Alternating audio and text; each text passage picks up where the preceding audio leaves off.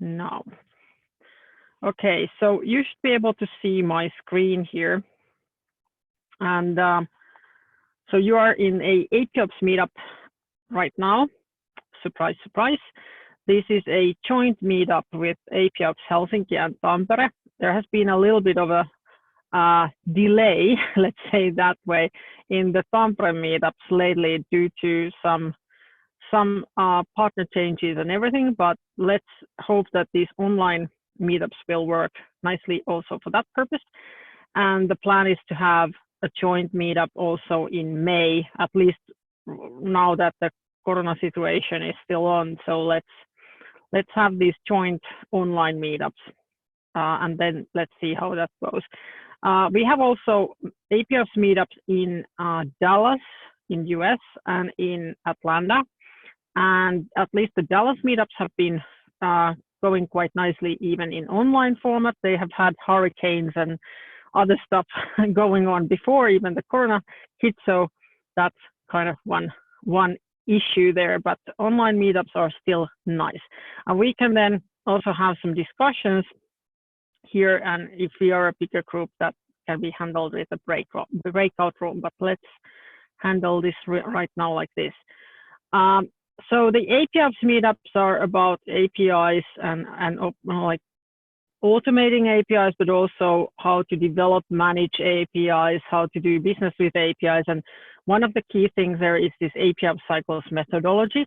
And you can find information about the meetups and also the blog from apiops.info. So in the corner there, there's the address, and about the APIops method from the apiopscycles.com address there that you should be seeing. And now let's kind of introduce the topic of the day. So we should be talking today about IoT and APIs, match made in heaven. Well, that's kind of a clickbait title there, but actually this is a question that comes up quite often.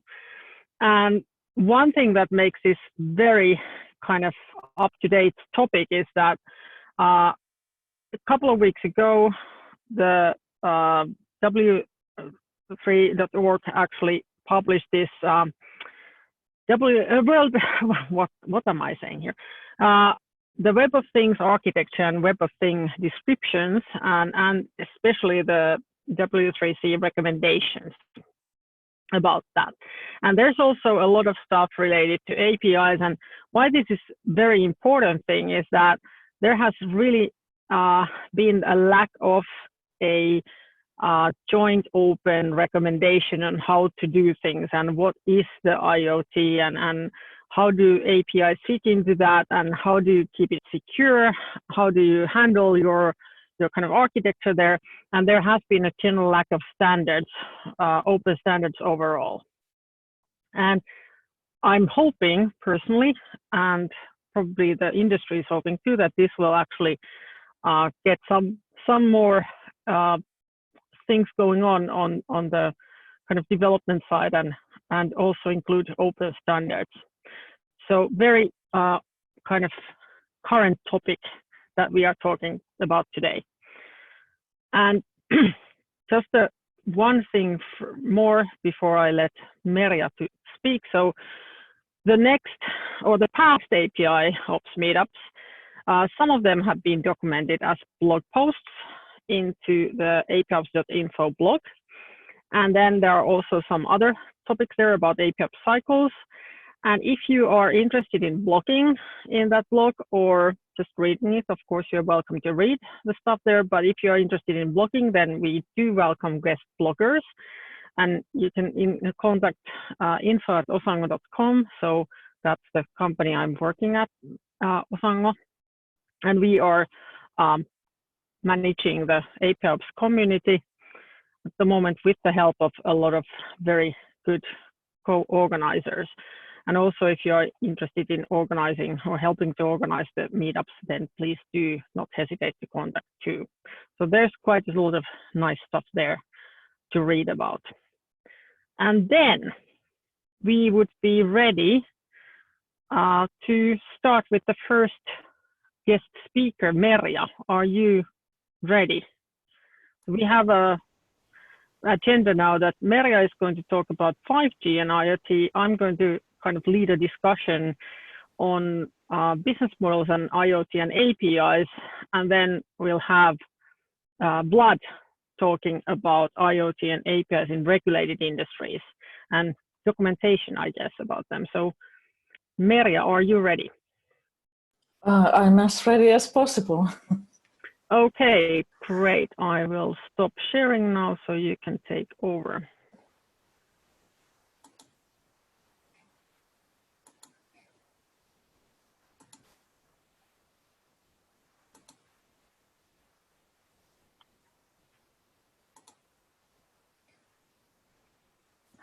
So I will talk about the 5G edge and APIs and some self-driving cars, computer vision, traffic lights, and even APIs, and especially what does this mean as a requirement for the APIs. I come from Aavista company, and we are currently working on experimental project with Forum Virium Helsinki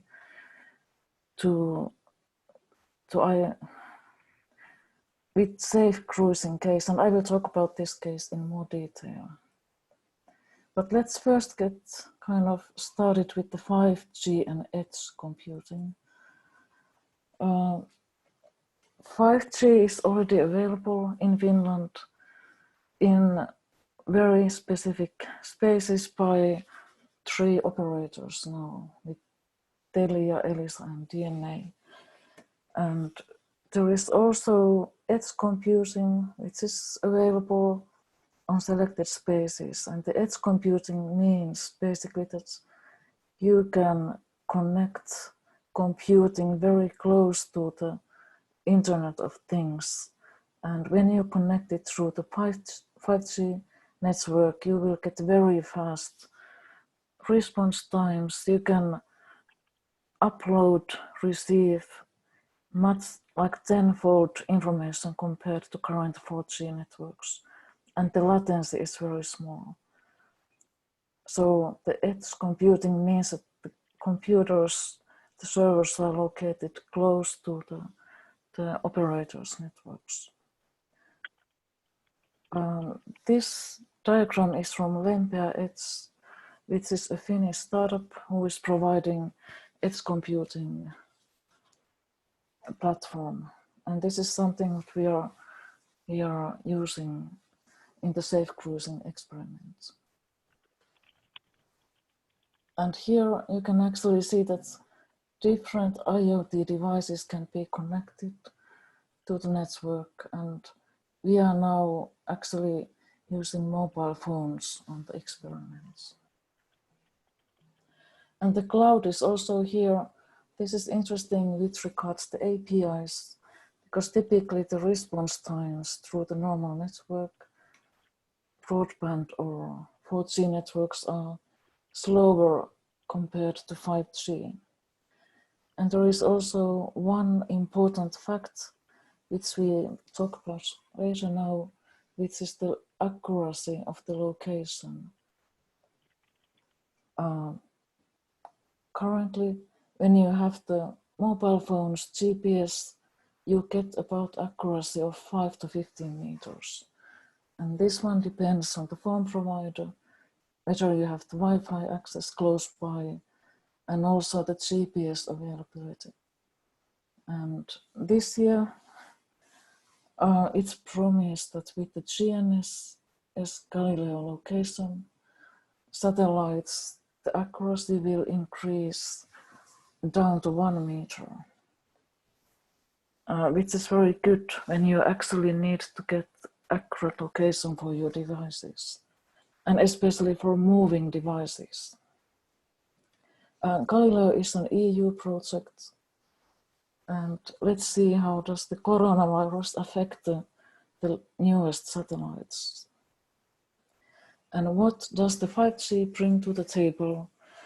There will be much more accurate location down to 15 centimeters.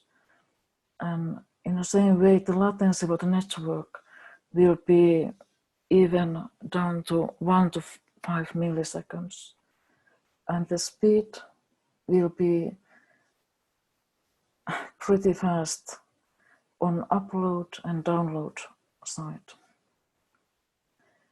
And these, actually, even we already have 5G networks in place. They are currently following the 5G release 16. The next release will be released early next year, and it will be late next year when these accuracies are in place. And here is a coverage of, this was taken a couple of days ago from Telia's website. This shows the accuracy or the coverage of 5G network in capital area close to Helsinki. So it's still kind of, the network is being built up. Unless somebody decides to burn the 5G stations like in the UK. Which is incredible, because 5G has nothing whatsoever to do with the COVID. Why 5G and edge computing is interesting now for us in this experiment is that in the long term, it allows the connection of the vehicle to everything, vehicle to infrastructure. And the vehicle basically means the automotive here. And it also allows the video capturing and streaming with very, very fast speeds and very small latency. And now, why this is interesting for us is that we are now working with Forum Virium to experiment with automatic traffic light detection. And Telia is one of the partners, as well as Lempeä Edge company with its RAIN Edge platform. Sorry, I will just say, because there are some new people joining in. So if you have any questions, please use the chat, or we can also take questions in the mic, but just to remind everybody. Yes. So here is a very kind of brief view of the things we are attempting on the experiment with Forum Virium. We are recording videos and images on the go from car. And even if there is a camera outside, it's actually a cell phone, mobile phone inside the car. And the aim is to drive the car through the junctions, to record the traffic lights and upload the videos, images to the edge cloud, and immediately get the prediction back to the vehicle to see that was there a traffic light, was there a red light, should the car be stopping up, and also to provide the predictions along with the exact accurate location as a baseline for maps, eventually to be provided and distributed to map providers and other third-party providers.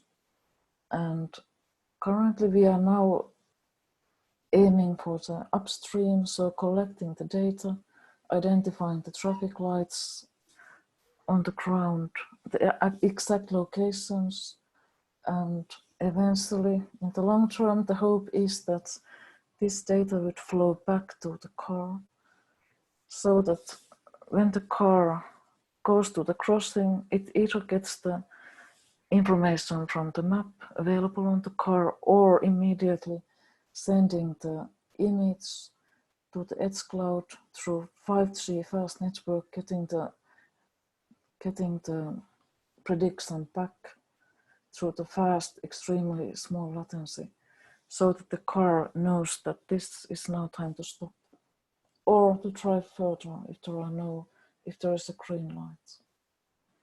And this is related to also to the assisted driving.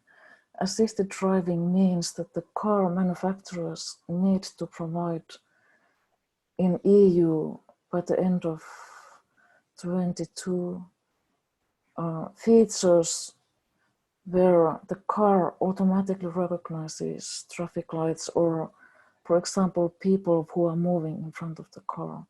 So there is a big pressure for automotive manufacturers to provide the assisted driving features. And in the long term, self-driving cars also need these features.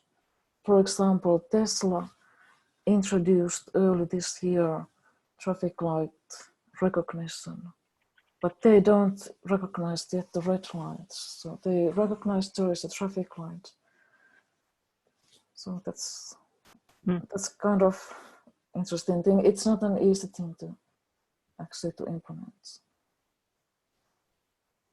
And there is one thing regarding the safety. There needs to be a redundancy for the vehicles. So multiple ways to predict the upcoming things ahead. For example, if you don't have any visibility, the car needs to have up-to-date map to see that, okay, there is a traffic light ahead. But what are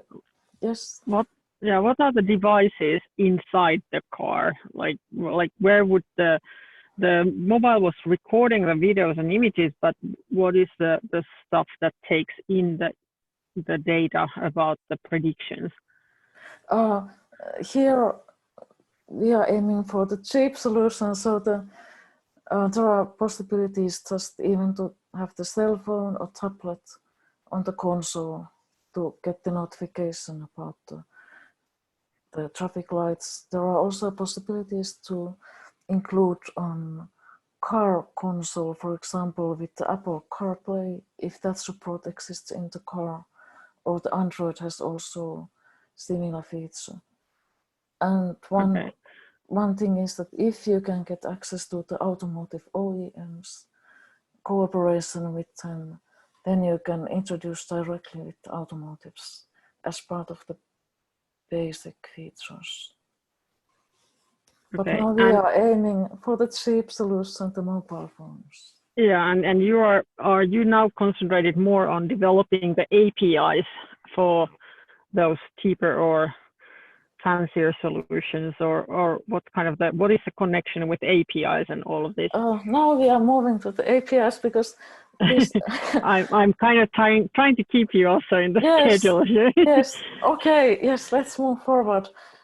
Here, the important thing with the APIs is that typically we could use the APIs on the cloud, upload the image to the cloud, run the predictions and get the predictions back.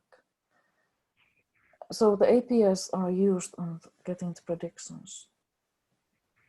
The predictions are based on kind of machine learning, based on the kind of visual recognition of those. Yes. And training the data. For example, here is one example from Sturenkatu. This photograph was taken. It's run through the pipeline. The location was identified from the photo. It was placed on the map and the prediction was run through. And indeed, there were two traffic lights. Here, one for the trams, the other one for normal cars. And the confidence here was extremely high. So the machine learning runs behind the APIs. And that's the connection. And actually there is now a requirement for APIs because the human reaction time now initially, before we move to the self-driving cars, there needs to be time for driver to react to sudden events. And normally human has 300 milliseconds to react. So this puts the limit that when something comes ahead, the APIs need to be extremely fast. So if you think about to get the data, video or image, upload the image to through 5G edge to cloud. Here, this whole round trip through the API, this is basically one API call. Upload, run the prediction, return back the response. And this is where the edge is kind of becoming an important issue, because so it's here is impossible to get those latencies with kind of reliably with public cloud in some other country, for example. Exactly. And here is kind of indeed the requirement for API. So the whole round trip for API needs to have a very small latency. And also that's why one needs to consider this. Would you run the API provider on the edge, or would you run it on the cloud? For some cases it might be okay, but this is kind of the impact at what is the latency between this product which you can get with 5G, and what is the time to actually execute the business logic on the API provider side. So this was the short intro to the 5G and edge and the requirements for the APIs. Great, thank you. Does anybody have any questions to Merja, or comments, or anything? Now is your chance. Thank you, Merja. I have a question, maybe regarding the security of using API. Does it, for example, because now for the IoT devices calling different kind of APIs, will it increase the cybersecurity issues? Like hackers can probably, for example, use DDoS to make the reaction stopped forever, or like have like access to the data without authorization? This is a very good question. The APIs, of course, must be authenticated. And this is actually a very good question. That's how this will be protected, how the endpoints on the edge side will be protected. One thing what is clear is that this is running on 5G network, so this is not on internet. Yeah, so the question here is actually that can somebody, or probably would be that, can somebody attack the traffic light system with it? Or can there be like some injections? I mean, that's one thing, or just kind of like mess up with the machine learning side of things if the predictions start to be incorrect, or just hijack basically the traffic if it's going in kind of public network. So because in this case the car is actually the kind of safest place because the APIs are not integrated directly, maybe are not integrated directly not in the yet, guiding not system. yet. Not yet, but if they are, then it's a whole nother kind of, it's a physical safety issue also, not just a kind of a cybersecurity This is a valid issue because I remember maybe 2 or 3 years ago there were some issues with the Tesla APIs. Yeah, you could open the yes. doors on the highway, and yeah. So this is a valid concern, and this is something what should be fully taken into account when designing anything with the IoT, because they can be hacked. Yeah, thank you very much. Do you have maybe some best practice advices on regarding these issues or concerns? It's kind of the basic that you need to design the security first. You can't add it afterwards. Yeah, well, and of course API management and a lot of other things. But let's get back to that maybe after Mikko has said what he has to say, because he has raised his hand. Sorry, trying to learn the system.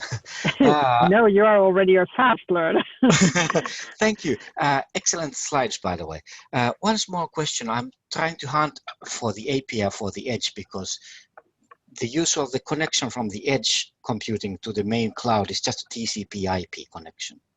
And TCP/IP hides the latency information. Did you, Merja, did you see any APIs that would make it, is anybody standardizing any APIs that where I can ask for a service and define some kind of a latency limit that if it takes you 200 milliseconds to respond, please don't offer me this service? So is there any kind of edge API at the moment so I can prioritize the closest service? This is something I don't have information on. And this is very much related also to the operators' capabilities. Mm-hmm. Very much, yes. Yes. Yeah. I think there's something that Akamai has been writing about that, but I am absolutely not sure if this is solving your problem, but this kind of jumped on me. I will just give the link in the chat, and I promise that this should be a relatively safe link because there has been a link attack issue in Zoom. but yeah. Pekka Immonen from Lempea is also here. Pekka, do you know if there is any API for latency? Yeah, I'm not aware of that, but what I do know that, like for example, what Amazon is working on, and I think it's more relevant in the future, that like if there's certain like quality of service parameters, for example, the latency, then the placement of the compute is kind of decided on that, whether it runs on the cloud or whether it's brought to the edge, near to the source. Technically, that sounds exactly the kind of API we are looking for. That could simplify the definition. Thank you. Yeah, but I think these things are currently in development at the moment. So yeah.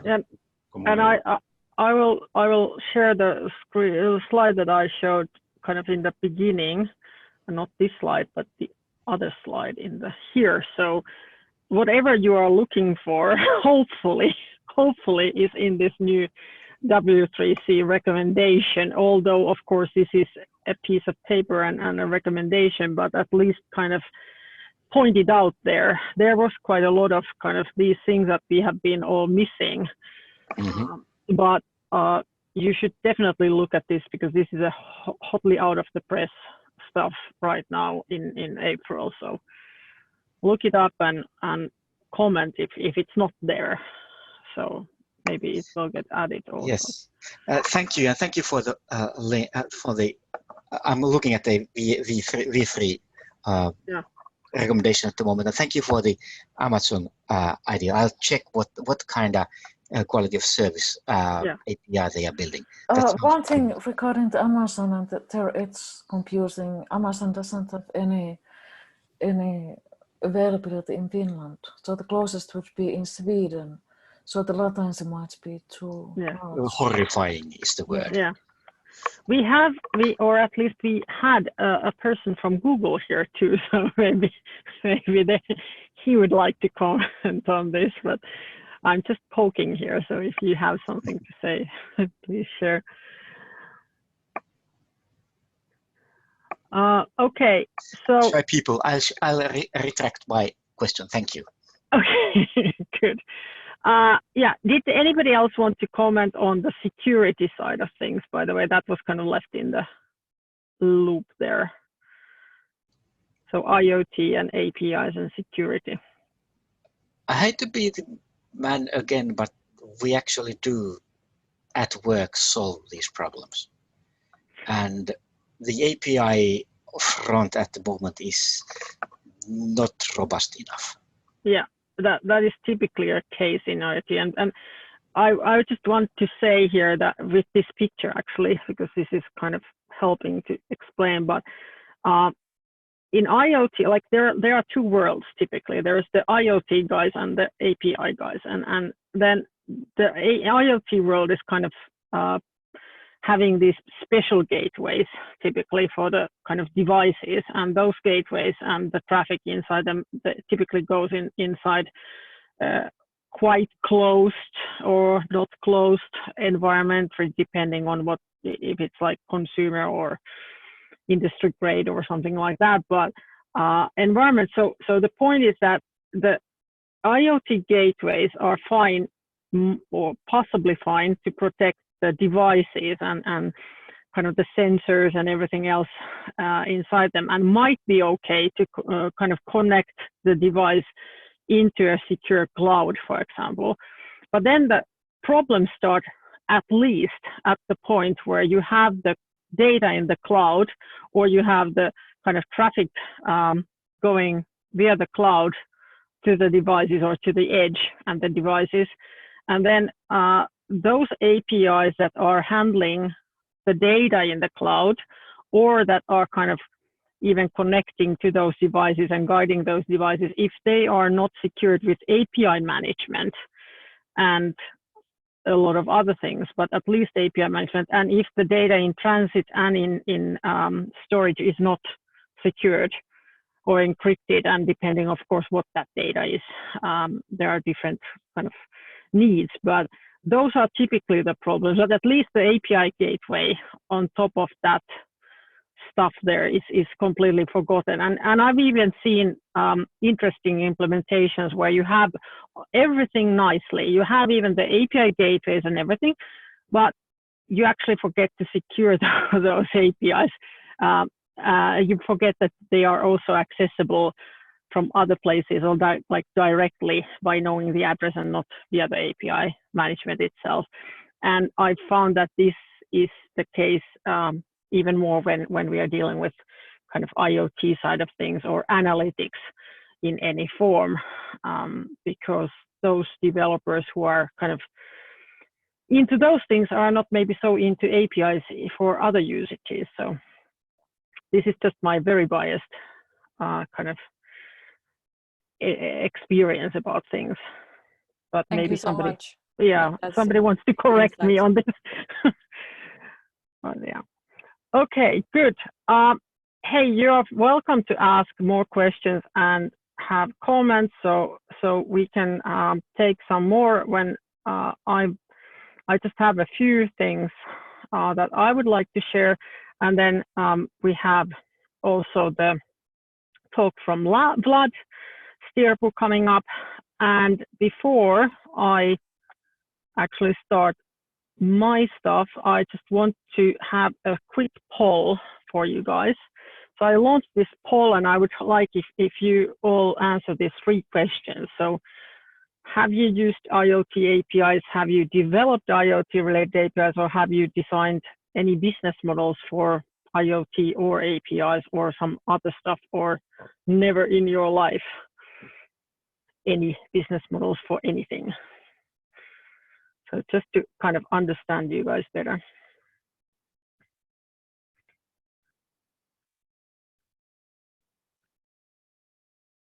So if you see the poll there, then just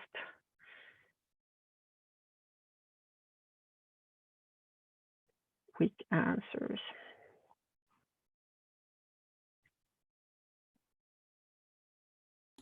I wonder if this may not work for Mac users. It should work for Mac users because this is Zoom, so it should. But of course, no, it doesn't. I'm not able to do anything. Okay, okay. Yeah. Well, that is a good thing to know. And it's sometimes suffer is the mother of all problems. But yeah, okay. So anyway, just to information. Yeah. It works on a Linux Zoom. Absolutely no problem.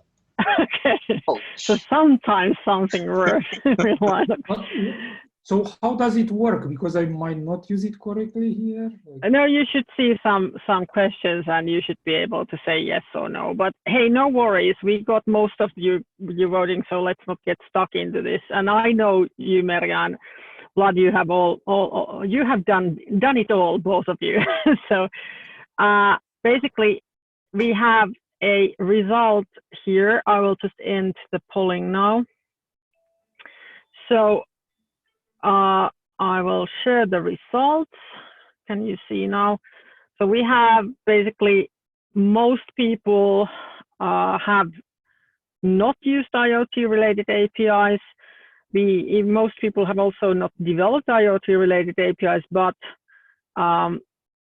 there are quite many that have actually designed business models for something or other, so IoT APIs or something else. So this is a pretty good result. So I think that you are all hopefully learning something here today. So that helps me a bit because I was afraid that no one would kind of get my topic here. So IoT APIs and business models, because I just wanted to take this business models. We end up at some point in APIops meetups to talk about actual business and actual developer experience and other things that are kind of more soft. But in the case of IoT and APIs, the business model is actually in the center of things in a way, because a lot of cases, the problem with IoT is that it's missing either APIs and or business model. And that's why the very good IoT solution does not actually fly as it should. And that's why I wanted to take this as a kind of one thing that we could all kind of also join in and discuss. But I have this kind of funny question for you first, which came in the news yesterday. So has anybody used this IoT connected meat thermometer? This or anything else. So this happens to be meter. But has anybody used this? Has anybody say yes, but no. Has anyone even known about this kind of thing before? I have heard about it. That's more than me. This is like the one IoT thing that I had not heard, but this comes as no surprise because they are saying that most of their customers are 30 to 60-year-old US men. So we are kind of not in the target group, but this was actually developed by 3 Finnish engineers, so diplomi engineers. So that's an important distinction. But so they are actually based in UK right now and selling this like there is no tomorrow, because it seems that everybody during the Corona season is grilling or like having steaks in their home and needing this cool thermometer gadget. But the point why I wanted to take this up was that, well, it's those things that you would not necessarily believe that existed or has any IoT in it. But so the point is that, have you ever wished you could connect to this particular thing or any IoT device that you actually, or any device that you have into internet or to connect it, connect to its API? So I checked this meter situation here because I have had those cases that I would have really wanted to connect some device into something else, and found out that no, it hasn't got an API, or it's only like able to connect via some specific gateway or product or its own app, which means that it must have APIs, but they are just not public APIs. And in this case, the meter community has also really wanted to connect to their meter device, but there is no API available for it, or at least no public API available for it. And this kind of comes into the question of if you make an amazing IoT device or kind of something that is connected into internet, then why are some companies kind of able to integrate into it? Why is Meter allowing this Action Labs, for example, to connect into it and make an Alexa skill and sell or give it for free, but they are not allowing others to do or used the API for it. So what is in the business model there that makes sense to them to do this? And now, my question is, this is a slide that some of you might have seen me showing before, but kind of what is the, have you ever thought about your devices being the devices that you have bought or the devices that you have developed? Have you ever thought about them in terms of the kind of ecosystem customer journey, so that how they are connectable to other things? How do they form up a whole kind of solution to a customer's problem? Has anybody considered this problem before?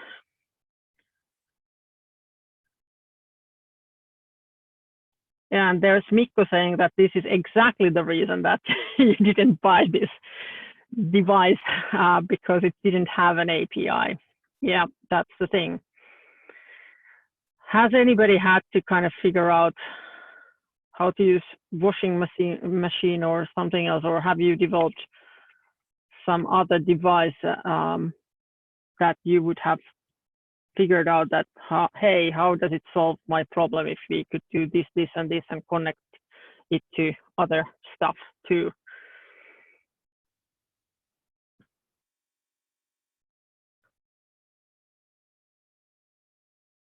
Yeah, Merja is right. Some of the ecosystems are super close. So if you think about the light bulbs, for example, so it does matter if you take Philips Hue or if you buy IKEA lamps, because there's a difference to what you can actually connect those lamps to and how you can kind of automate the whole experience. So there was some reasons, like an API, that I did buy Philips Hue to our office instead of, for example, IKEA lamps. Anybody else have made a decision because there was no API or there was an API? I'm interested to know what you have done with it. Any wearable? Yes, Jarkko. So yeah, it is a decision to make if you buy a watch, for example, for training or something, and you can't get the data out of there, or you can't connect it to anything. And especially if you're, of course, wanting to code, then that's an even bigger thing. And yeah, I mean, this is basically the issue, that if we don't consider these kind of devices and the IoT having an API, then, and if it's not a especially open platform around that, or open API around that device, then it does decrease some of the sales. But of course, if you at least have it for partners, then it might increase your sales through some areas. And there can be also reasons, for example, that you are afraid that your kind of competitors will take your API and just plug your stuff into their things, or that you are kind of drowning in support questions from all those people who actually try to use the API, or that there's a security issue if you open the API too publicly.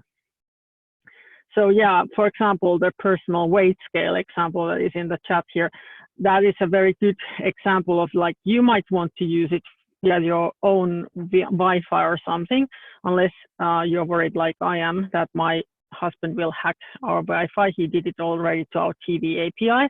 But if you are kind of having the if you just want to connect it, that's fine. But if somebody else can connect into it, that might be at least embarrassing, if not kind of unsecure. So that is one concern, of course, that the device providers have. But yeah, so then the next point is that how to actually go about designing the business model for IoT. So there has been a few research articles made around this topic in recent years, and this was one of the earlier and more simplified things. So these South Korean researchers used business model canvas, and they were making some interviews and research on different device providers, and they were kind of putting the results into the business model canvas here and trying to find out what are the things that kind of make specifically an IoT related business model. And it's kind of interesting that the right side, the customer relationships, customer segments are kind of very generic, but on the left side you have these kind of key partners. They have put software developers, data analytics company, and device manufacturers there. And the key resources are, of course, very IoT there. But one could argue that you could also think about the partners, or those that they have listed in partners. They could also be kind of customer segments or additional customer segments too, while they can also be partners. But this is definitely a difference between the normal, or like a normal product. If we take just the for example the TV or the washing machine or something else as a product and don't have the IoT in it.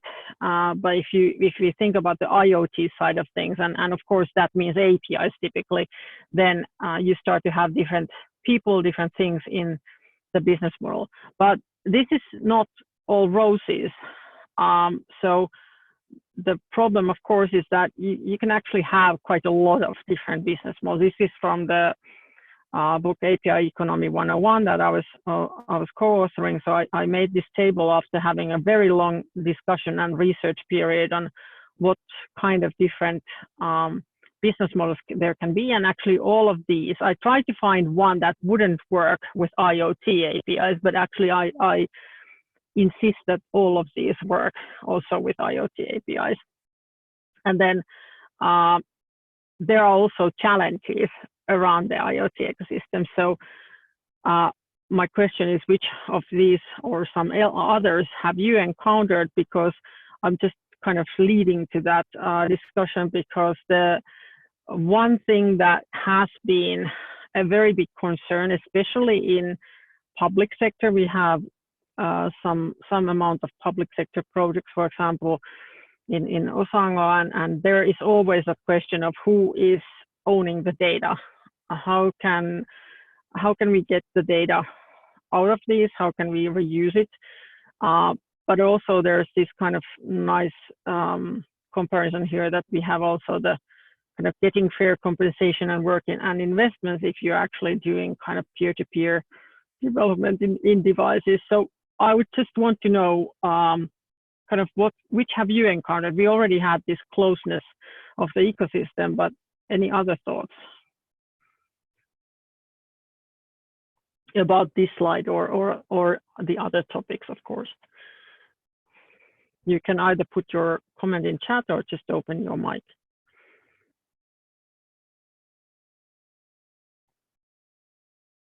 There were some newcomers.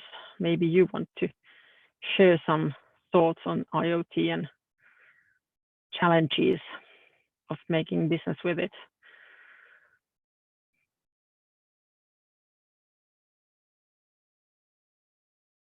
Everybody's so quiet. Okay, so there were guys and girls who were actually doing some business models or had done some business models in APIs and IoT. Anybody have an example to share? Of what... I can throw in one if everybody's quiet. In our case, we won a very large government contract into another nation. And the deciding factor was in the end that we used a very simplified REST-based API solution, where the point was that we didn't have to explain the API to the customer. The customer understood it immediately during the bidding process. We won automatically. The API was a very heavy factor in the fact that they didn't have to relearn anything. Yeah. So that sells. That is a very good example. What else? If you don't mind my asking, but did you kind of what was the role of the API in the whole thing? So of course it made the sale, but was it kind of that they could access the data or control the device or all, or kind of what was the value proposition of that API for the customer? It was a bit complex. We do monitoring systems. So the value proposition was mainly that the customer wanted 2 other government organizations to chain the data upwards so that they can monitor what's happening on different responsibility levels. And because the data was so easy and so open, they didn't have to do any costly software changes. It just flew through the layers. So we could take a higher price on the product because they didn't have to use budget for the intermediary layers. So in their end, simple and visible for the situation gave them the advantage, and we won. Yeah, and that's actually a very big thing. Like, I've been working for the last 3-4 months now with 2 things. One is a big kind of like assisting public ecosystems in Finland in making smarter purchases around APIs and platforms. But the other is actually a kind of open API definition is a dangerous word in this case, but kind of like we have the Center for Open Source Systems and Open Knowledge Finland and technology industry and we are kind of having this working group where we try to make a suitable definition of what is open in API context, so that these kind of getting too married with one provider problems would be solved, but also that there would be like one single definition for the openness of APIs. And this is exactly one of those things that if it's not clearly understood or defined, it's not going to be a key selling point. But on the other hand, those companies who provide suitable openness and also help the customer to kind of easily connect to their purchases with the APIs, but also take away the worry about owning the data and being able to use the data to something else. Those are going to be the winners in all the public tendering in basically short time, if not already, and not only in Finland, but also in other parts of Europe and also other countries. So this is a very important thing to understand. And in terms of IoT, there's so much data, and there is kind of a very keen interest to that data that it's a definite selling point in the business models. But then, of course, there's a question of is it free to access the API if you already have bought the device or the solution, or is there kind of a revenue model needed around that API, or at least the data? Those are always the questions that come up. Anybody else want to comment on this topic? Because then we would be moving into the last talk. Yeah, it's a very inspiring conversation that you just had with Mikko. Sorry, I don't remember. But it just reminded me of the open banking. So there are many banks opened their API. However, because it's not standardized and the like data format and so on are not unified, there are unicorns like Tink and Plaid who worth over multiple billions, and what they are doing is to provide a unified API to access to different banks' data. I'm thinking about like whether there will be the similar thing in IoT, because there are, as you mentioned, many like streaming data generated by IoT, and is it actually possible to have this kind of similar model, to have an integrated interface provide to like an open ecosystem developer communities? Yeah, and then there's kind of the 2 sides of the coin. So you like making good business with an extreme openness is to some part it's harder, but it can also be very good business if you do it right. But then again, if there is not enough cooperation, if there are not enough open standards, then that will eventually actually block the kind of network effect and all the other good stuff that kind of makes companies grow. So it's just the understanding of that kind of closed things are not always good for business, and that I think is the kind of biggest thing to understand in companies too. But hey, great. Thank you for all the comments so far. Keep them coming, and I will just kind of have the unpaid commercial here for hosting this. So if you want to learn more about API business models, API development, the API security stuff, or anything else, we have some courses in Osaango Academy address. There are some free courses. There's some more paid courses coming up. And of course, do remember to go to the apiopscycles.com to just grab the free method there and understand how you can kind of devise these APIs so that they have a clear value proposition, and you then actually think about the business model. So that method is Creative Commons license, and you're free to use it. We just provide some training and assistance for it if needed. Just as a proof of openness can be good business sometimes. But hey, Vlad, are you ready to start moving there? Vlad? Yes, I was on mute. Just a moment. Yes, good. Need to see how to do this one. Hope your Mac is friendly to your screen sharing, but at least we had Merja working quite nicely. Yes, it should be fine.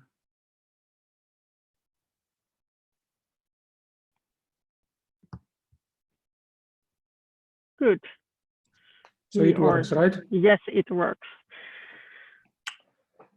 So just before you start, so that you remember to explain the RegOps, and what does that have to do with like anything with APIops or with the topics that we have just discussed and the community that is kind of brewing up there. So if you just want to say something about that, just reminding you. Yes. So I was going to introduce what RegOps is during the talk, yes, but good. Right. So before starting, thanks for bringing this forward. So RegOps. How to start? So I am organizing the RegOps days with Marjukka, and I'm quite happy that she invited me here. And to make a bit of advertising about RegOps days, it is a conference and an online community where we want to explore how we can do regulatory work in software intensive industries in a smarter way. We had already in February let's say real life event, like not a physical event, which is quite rare these days, in Tiedekulma in Helsinki University premises. We have also an online community. So the address is regopsdays.org. Yeah, I can you could put find it into there the... more about. You can find there more about future events. We have a mailing, a newsletter, and we are planning to have also meetups similar to this. So this is about RegOps days. So Did I forget anything, Marjukka? No, there's in the regopsdays.org, I put the address in the chat. There's also a link to the some of the videos that were taken from the day. There's quite a good video by Vlad about how to actually take regulation and compliance as part of your developer, like software development processes and get compliant kind of on the go with every commit. And then all those materials are in a kind of course or in a storage in the Osaango Academy, but you can find the link in the regopsdays.org. And there's a plan to have some specific meetups around that. It's not to do with APIs, but as this topic was specifically APIs, I mean, APIs are of course software and sometimes they are very related to regulatory stuff. But because IoT, the devices, the products are very much controlled by regulation, especially in certain industries like healthcare. So that was the kind of link why I wanted Vlad to give this talk here. And he's also been active very much with me in the Global API Days community. So I just want to remind that API Days Helsinki virtual event is coming in June, and also the on-site event hopefully is coming in September. So I'm just putting that link there too. So API Days is specific for APIs.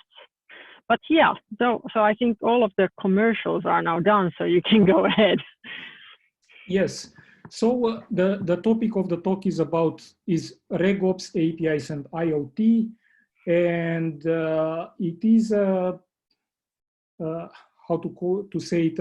I didn't want, because this is a meetup, I didn't want to be like too heavy on the subject, and wanted this to be more like a discussion where we will explore like what is the intersection of regulatory operation or regulatory activities, APIs, and IoT.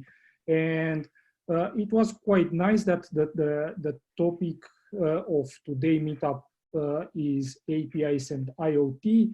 So I don't have to go too much into either of the APIs and the IoT, and we will see how they work together, or what we have to do when we are talking about regulations intensive industries. So a bit of background: my name is Vlad Stirbu.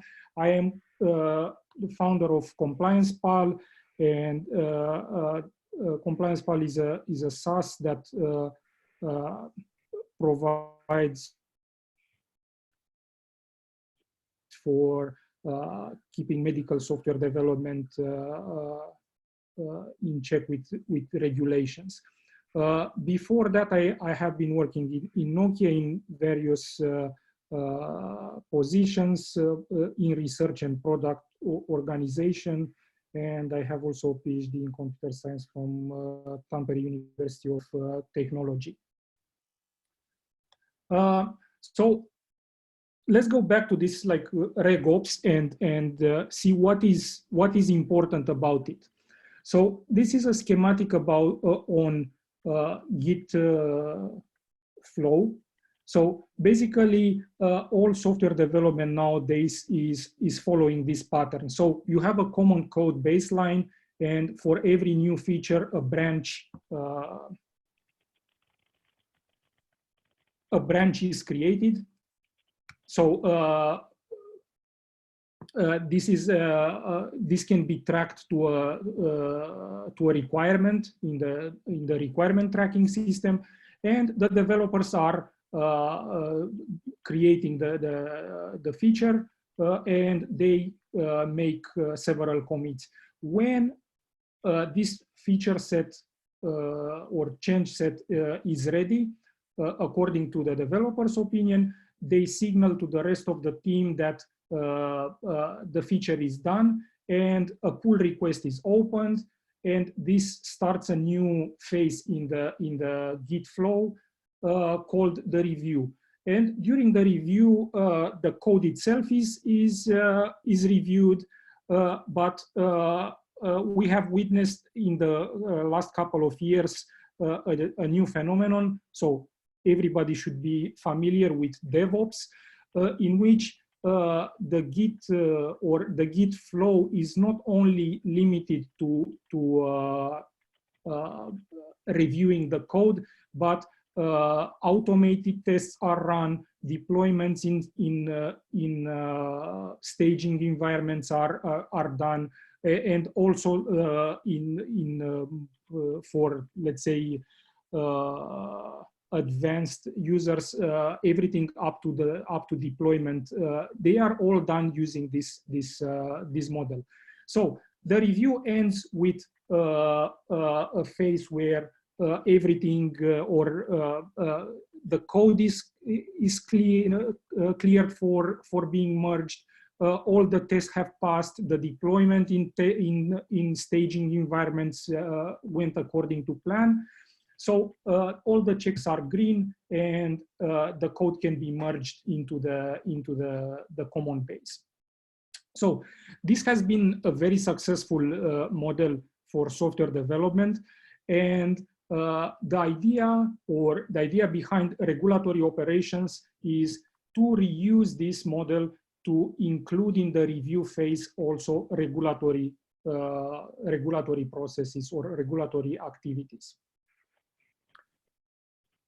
So let's see how that will work, like the link to the medical domain and IoT. So I'm using here a very simple medical IoT example where basically this is a remote patient monitoring. So we have a patient that uploads some measurements using a mobile applications. They go to a cloud. They are saved into a database, and then a practitioner like a doctor or nurse can see the measurements using a web application, and that is connected to the cloud. So this is the simplest, let's say, modern medical IoT system that can exist. Besides that, we have logs. A log server that collects logs from both the cloud and from the database.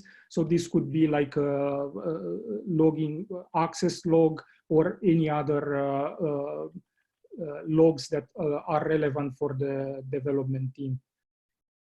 Of course, this can be made more complicated, so we can add some interactivity or a feedback loop from the cloud. If we have a push notification service here, and in the mobile application, the patient can receive some tasks. So the idea here is that we don't want to emphasize too much a specific use case, but we have nowadays complex systems. So even this that on paper looks simple, so remote patients, like we have a patient, a doctor, a couple of applications, there are several software components that are used to realize this use case. And why is this important is that teams that are typically or that don't have enough knowledge of regulated environments, they tend to use the practices that they are used to. So, so if we are talking about agile teams, they use Sprint or Scrum as the development methodology, and during they are used to develop new features during a sprint, and at the end of the sprint have something ready that goes into production. The thing is that, or the problem in a regulated environment is that implementing the use case is not enough. You need to be able to bring the product on the market. You need to be compliant or conformant with the regulations. And in European Union, we have the CE mark and the CE or CE marking. And the CE marking signals to the consumers that the specific product is compliant with the regulations that are in place at that moment in time. so the CE mark, although we have only one marking, is quite different depending on what kind of product we are talking about. But if we talk about the CE marking in medical domain, the CE marking will guarantee that the product is compliant with the legislation, with the EU legislation, which is Medical Device Directive up to now, and it will change to the Medical Device Regulation, which was supposed to start next month, to come into force next month, but due to the coronavirus situation, it was delayed for 1 year. So you have the CE marking, you are compliant with these regulations, and from a daily activity or from the daily practice perspective, the compliance with the legislation means that the device manufacturer was compliant with a couple of ISO's technical standards, and 2 of them are about management standards, and 1, so the 16385 is about quality management.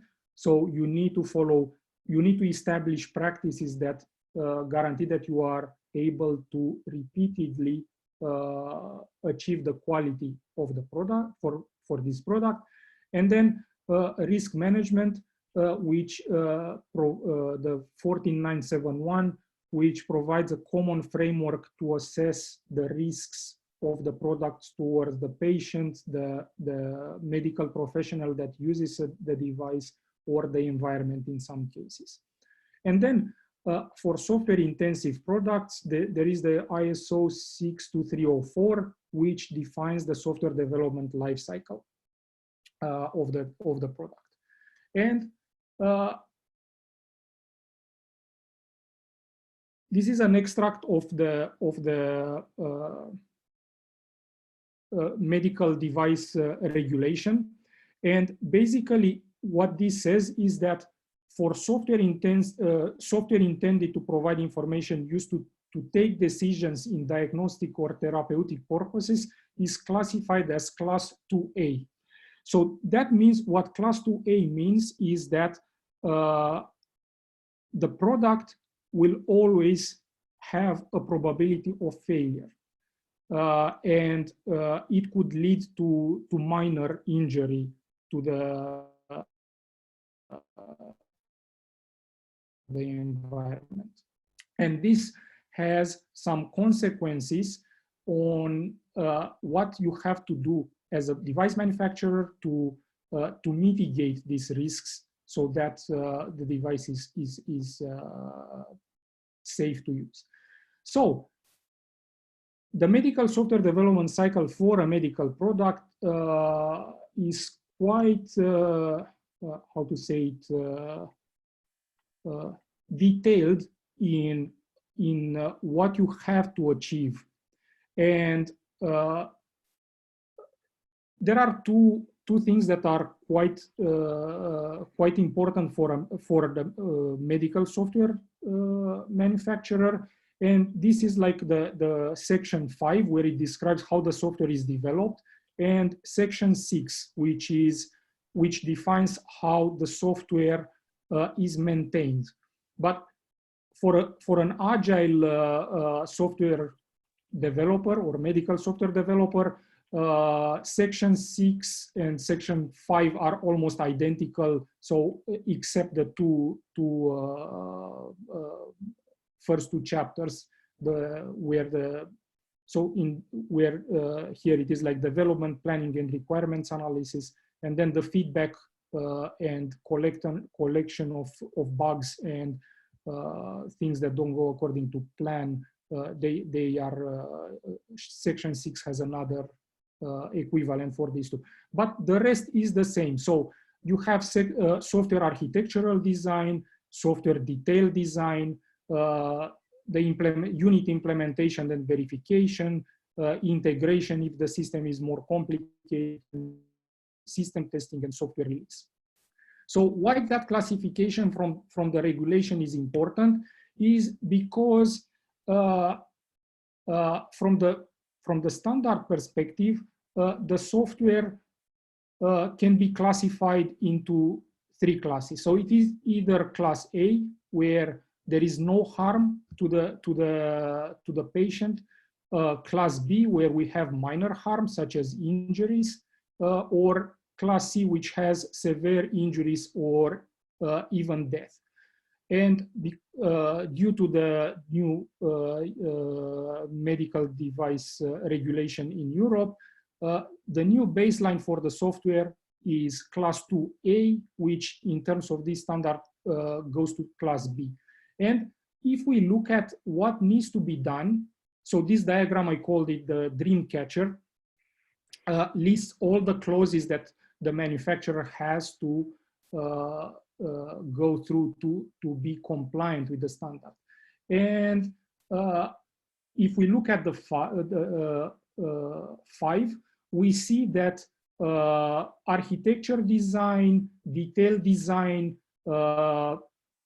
unit, so implementation and testing or integration is pretty much something that falls into class B, as opposed to prior to the MDR, where it was going into class A. So the new regulation will force the manufacturers to do a lot more than what they had to do before. So all these yellow things. And I think that in the 5.3, it includes also documenting the APIs that they are using in the system. And this goes regardless if the APIs are public or they are private. And sometimes the manufacturers are not even aware that they have APIs there, or they don't consider formally APIs, but they from this process perspective and from a regulator, they are. Yeah, I have to stop you there for a moment, because I just want to say that this is a bigger problem actually than we could think about, that they don't know that they have APIs. Because, for example, when I was asking for some speakers for this meetup, there were some medical related device manufacturers that I was pretty sure that they have to have APIs in their products, but they were very convinced that they do not. And this is a kind of an interesting question, because if a device is connected into the internet, it might not, or into a network, it might not have APIs, but nowadays they probably do have, because all the controlling is done with software and you're kind of bound to have APIs. So, but this is an interesting thing, that if you don't even know that you have a kind of potential regulatory or a risk there, but also you might have a hidden security problem, or you might have a hidden business opportunity there, and you don't even know about it. That is correct, and I think that this kind of lack of awareness, so if it is a closed system that you don't have APIs, that can be a dangerous situation, because it was mentioned before. Yes, definitely. And you have a comment here about the dream catcher, that nice way to visualize the ISO standards. Okay, but hey, continue if you had still. Going back to that comment, so of course, so if you are not aware of that you have APIs, somebody commented before about the security for this IoT. So you would be exposed to all the threats that have been handled by the community that is aware of this. But yeah, this is how it goes. So I'm going back to this medical IoT, and I'm bringing so if you want to look at this from and with risk management eyes, you start to see that basically although the system looked simple, there are plenty of APIs and there are plenty of ways that the system can fail. And you need to be aware about these APIs. You need to be you need to assess the risks. In the medical domain, they are quite specific, or these regulations are quite specific. But at large, these medical systems are IT systems, so you should not look at them only with the eyes of these regulations. So any other threats that are valid for an IT systems will be valid for a medical IoT too. So one way in which so the medical or the regulations are quite extensive, and they might look overwhelming if you are new to the or if your awareness is not that high. But in so it is quite common that you could limit the amount of work that you do. More specifically, like to be specific about the medical standards, they specifically allow the manufacturer to segment or to say to decompose their IT, like their system, and assign different classification classes according to the risks that they pose to the users. The users being either the practitioners or the patients, and this allows them they will allow them to have different classifications. So, for example, in this here we have all this green are class A, so you don't have to do that much stuff, and then most likely most of the risks will be related to the cloud, and there you have to do more. So having the APIs documented. So in this example, so everything that is around the cloud will be perceived by a manufacturer as a private API. They are still APIs. The communication between the patient and the mobile application, in case there are sensors attached to the patient, they see it as an internal API, but there is an API here. So all these APIs is not that they don't only allow, or they don't. So having recognized in your software architectures brings also business value, because it allows you to do less work in the context of regulations. So you work smarter. You know how the system is, what is the behavior of the system, and it allows you to reuse practices from other domains that employ the same protocols that you use, or the same run times, or if we are talking about cloud and so on. So to conclude, I wanted to summarize, like do the regulatory activities on the pull requests. So this is the best, and because we are in an API ops meetup, the same is valid for APIs. So document them on pull requests or update the documentation. This is the time when the information is the freshest. So there is no better time to handle these changes and to document them than here, because this is the time when the development stops to make the review, and everybody is willing to make a contribution. Reuse the documentation that you create. So don't do it only for a regulatory activity, regulatory purpose. Use it also to describe and communicate inside the team what your software is doing and how it is behaving. And lastly, a lot of these activities include repetitive tasks that can be handled better by software. So leave this course to tooling, and I think this is the message. There's you can find more about CompliencePal on this address, and if you want, you can contact me afterwards. You can ask questions now. You have a question here already.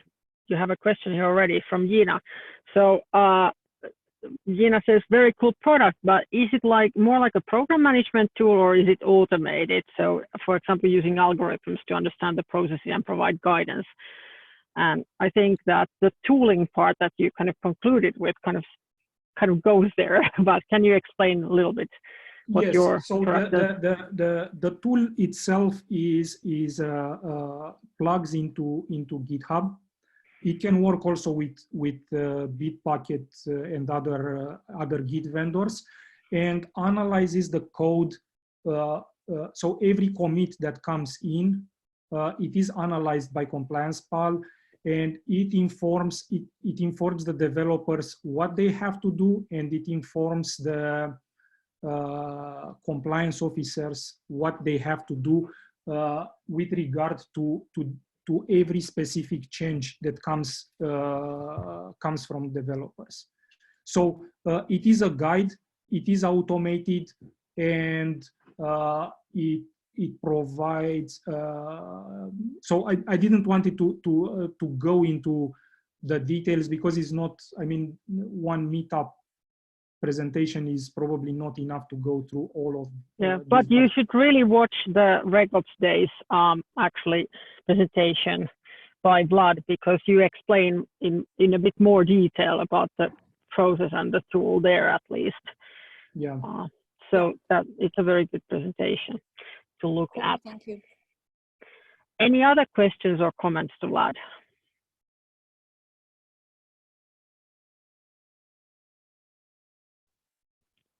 Everybody's now totally knowledgeable of ISO and compliance issues, or just fainted. Okay, if there's no, yeah, please. Hey, Erno here. Kind of from the perspective of a cloud guy, Vlad talked a little bit about DevOps. I may have missed a couple of points because I had to help my kids, but you know, with kind of what DevOps is also trying to automate in this context, and especially what comes to any systems that are deployed onto the cloud, is also the infrastructure part. So we talk about infrastructure as a code, so it's not just the application code, which is codified and maintained and strictly version control, but it's also the deployed infrastructure and the platform services that are deployed with the application and the infra, which are codified and maintained in the source control system. And yes, this is a very nice, very good observation, because it is spot on, and I think that what was the driving factor in DevOps is valid for other domains, and RegOps is one. There are also initiatives as docs as code. So basically, the whole idea is that you master something, you automate it, include it in the pull request model, and run it from there. Yes, that's spot on. But in the kind of from the ISO point of view, is the cloud infrastructure and the deployment code like considered even? Yes, yes. Yeah. Yes, I think that it goes into the delivery part or release, how they call it. So so basically is not only how you like develop the software, it is also how it is released and how it ends up being used. So what is the product? Because the software components that live in Maven or Artifactory, they don't exist until they get deployed into a runtime. So everything is, so the whole life cycle of the product is included in the ISO standard. Good. Any other questions or comments?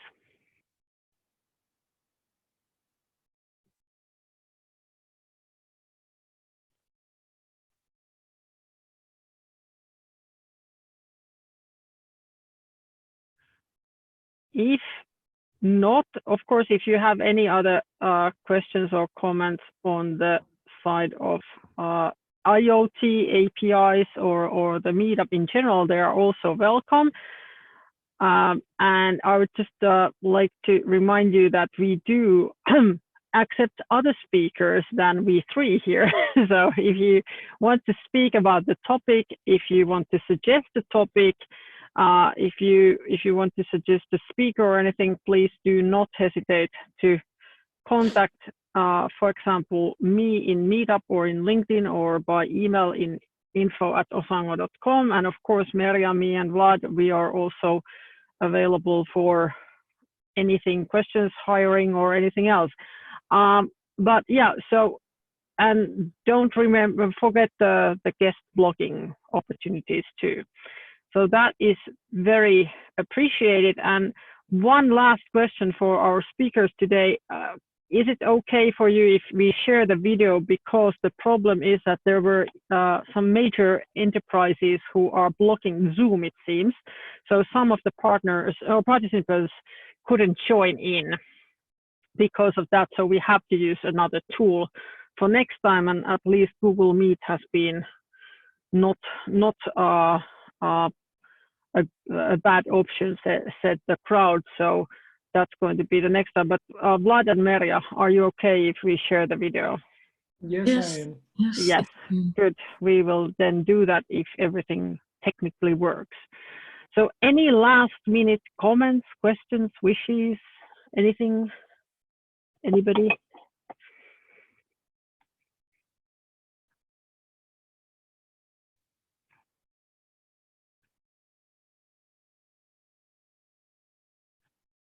Everybody seems to be needing some dinner.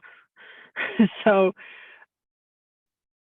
if there are no further questions or comments, last chance, then I will just thank everybody, and then we'll try to share this recording when it's ready. And hey, let's see you in May, and hope to see you in API Days online event in June. We are going to promote it pretty soon, and then also maybe in September. And please remember, there are speaking opportunities here. Thank you for everybody for the lovely comments, by the way. Thank you, presentations were superb and interesting, and quite a lot of other thanks coming up in the chat. Great. So thank you, everyone, and let's meet at least in the next APIops meetup, if not sooner. Bye. Bye-bye. Thank you very much. Bye-bye. Thank you. Bye.